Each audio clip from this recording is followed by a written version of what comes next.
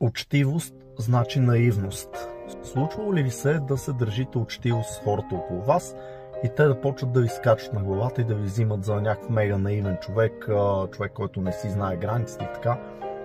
Да, много пъти ми се е случвало. Затова напомням, че когато се държите учтиво и след това някой се държи така нагло и се възползва от това, че се държите учтиво и ви мисли за някакъв балък, превключете много бързо и се дръжте така, както той се държи.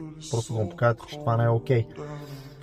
Да, може би не е най-добрата стратегия, защото по този начин влизаме в тяхната вибрация.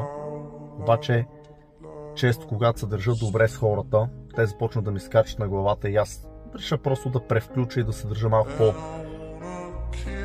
по-стриктно и да си поставя границите. Те почват да се отдават този човек, какво му стана.